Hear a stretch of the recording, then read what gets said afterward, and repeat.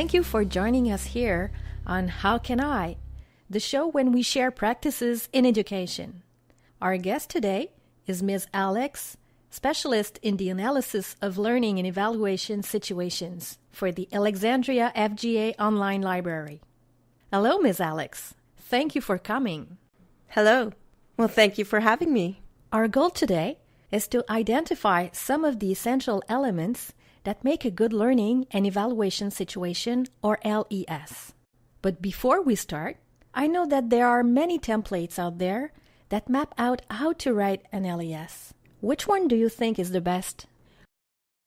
Well, I'm not sure that there's such a thing as a good one-size-fits-all template, or model for that matter.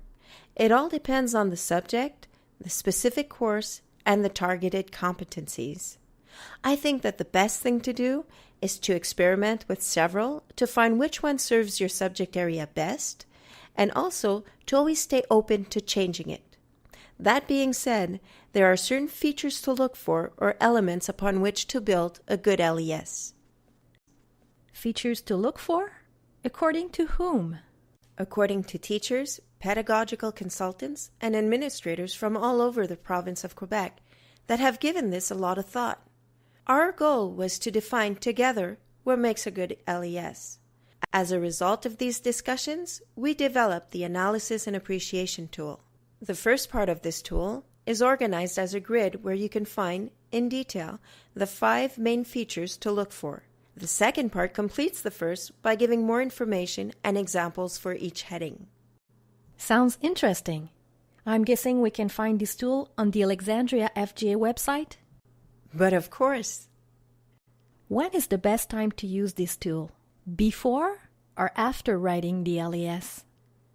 Well, I suggest using it every step of the way. You're part of a team that has analyzed hundreds of LESs.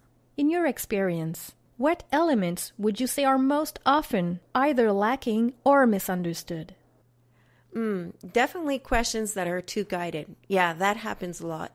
Then there's the lack of meaningful metacognition. But the most frequent one is the absence of an authentic, engaging problem at the beginning of the learning situation. Okay, so let's start with an authentic problem. What is it exactly? Well, our definition of an authentic problem could either be an engaging problem to solve, a challenge to meet, or a question that can help raise awareness to take a stand or make a decision on an issue. The problem should be relevant to the real world and in line with the end-of-course outcomes and the course goal.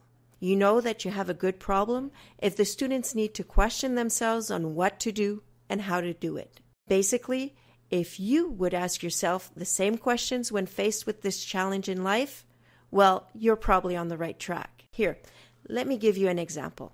You and your friend dream of living together. According to your budget, when and where will you be able to move in together? At the end of this LES, you will be asked to demonstrate how you found your results. Now, this is a good problem. Why? Because it's open, authentic, and probably engaging for many adult students. Now, let me give you another example.